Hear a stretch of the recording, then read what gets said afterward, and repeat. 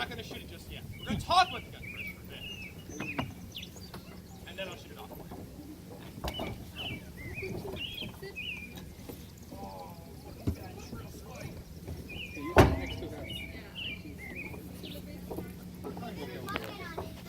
Huh? Yeah. Let's see what it's for in just a minute.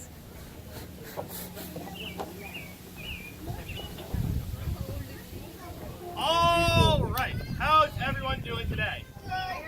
Good to hear. My name's Hayden, and this is Sage. We're your gun crew for today. The gun we're operating for you is a Model 1841 6-pound smoothbore field gun. Now, who can repeat that back to me?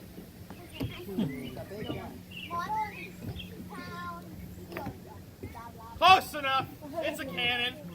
So a Model 1841 6-pound smoothbore field gun is a long and technical name for this gun that a common soldier would not refer to it as. They're simply going to call it a 6-pounder. Anybody have any idea why? 6-pound. The ball weighs 6 pounds, exactly right. This solid cast iron tube is not.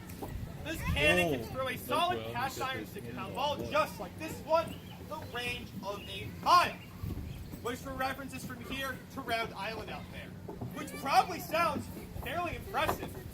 But what if I told you that at that mile range, we could hit a target the size of Round Island out there? It probably doesn't sound very impressive anymore, right? I'll tell you guys the accurate range of this gun is out to the edge of the Stowe breakwater where that ferry's passing by right now, a half a mile. And no, I will not shoot the ferry.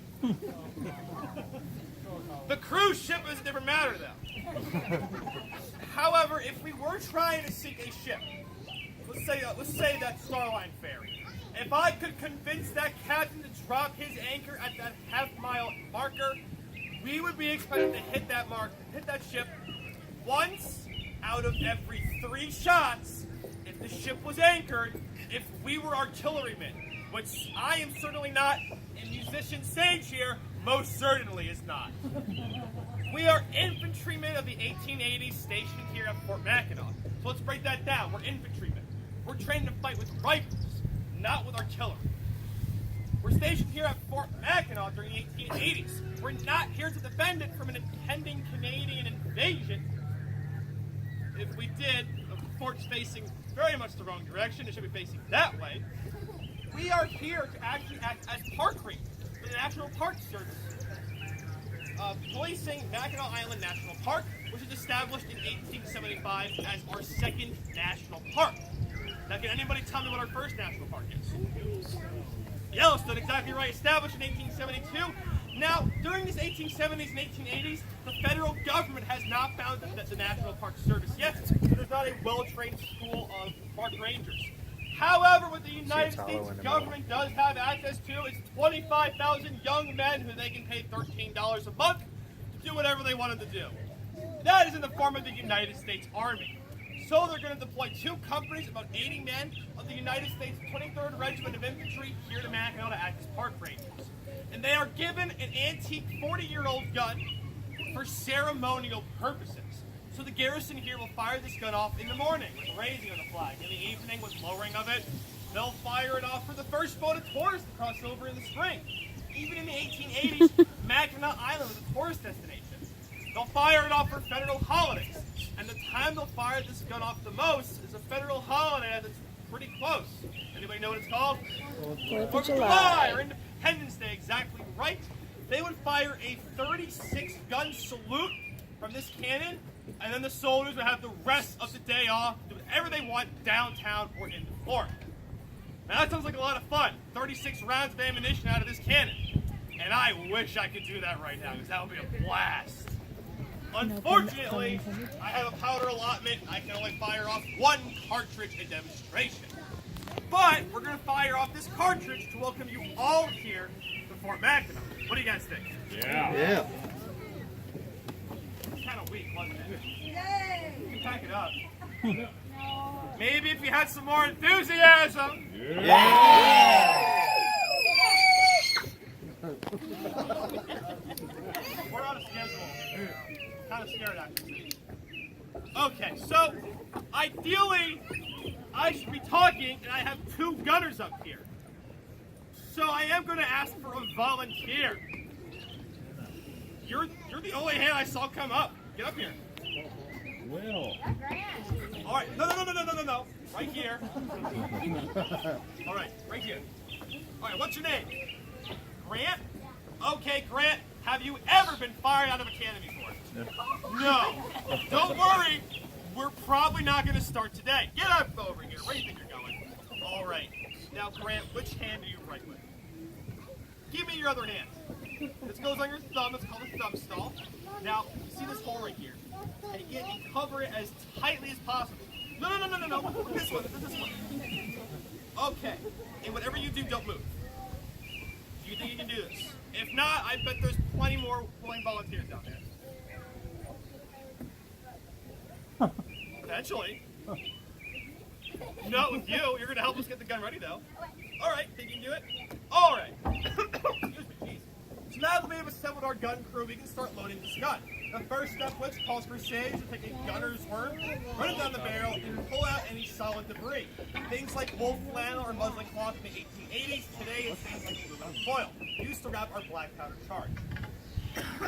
Oh, excuse me. It's been a long day.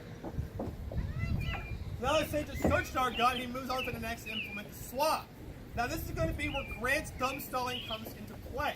By Sage dunking in a bucket of water and running it down the barrel, he's going to help pretty much render all the embers inside inert by introducing water, but also by creating a vacuum. Due to Grant's valiant thumb stalling, we're forcing all of the oxygen out of this chamber. And fire needs oxygen to burn, so we're going to use science to make this gun safe. When Sage moves the swab nice and hard, we hear that slight thunk. That is a vacuum collapsing, so this gun is now safe to be loaded. Now, Grant, I got this. We're going to start handling some explosives. That sounds really cool, right? However, I can't have you on this side of the line. I'm going to ask you to go rejoin your friends and family. I'll take the thumb patch. Let's give him a big round of applause over the sound. All right. So Sage can now load in our black powder cartridge. Historically, it's 20 ounces to propel a ball, 10 ounces for a salute charge.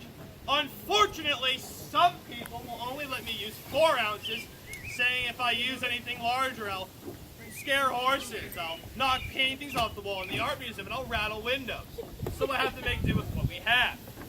With that, though, our barrel is loaded, but do not cover your ears yet. This gun is not yet ready to be fired. It needs to be rolled into its firing position and then primed. On battery. All right, so now that it's in position, Sage can go ahead and prime it after he fixes our tail split. First, he will take a brass pick, run it down the touch hole, here's soap in our powder bag, and expose the black powder charge bin. He will then insert our ignition device called a friction primer, essentially a hollow brass tube full of finely ground gunpowder with a chemical called fulminated mercury mounted in the head of it with a pin attached to it. Now, fulminated mercury is highly friction sensitive, so much so that when this pin is dragged through it, it sparks. That spark ignites the gunpowder in this tube, which, when inserted in the touch hole of our gun, puts a jet of flame down through it, which will then ignite our powder charge. And with that, our cannon is now ready to be fired. However, before we fire this gun, I will let you all know that it is a cannon and cannons are loud. Now it's time to cover your ears. Get the cameras ready. I see where our priorities lie. Tinnitus or pictures. It's not that loud. I tried to tell you to cover yours. It's not that loud. You can take your cameras out. All right, everyone ready? Yes. Okay. So with that, there's only 2 commands to fire a salute charge. They are ready. Fire! And with that, a salute charge to welcome you all here to Fort Mackinac. Now, unfortunately, that does conclude our cannon demonstration, but fear not, I'm going to go run down there now and lead one of 2 short walking tours. At 6 o'clock, Sage and I will be doing a rifle demonstration. That'll be the final one of its kind for the day. And at 6:30 will be our final demonstration, another cannon firing. So I hope to see you all at the rifle demonstration, but if not, I hope you all have a fantastic stay here at Fort Mackinac. Thank you.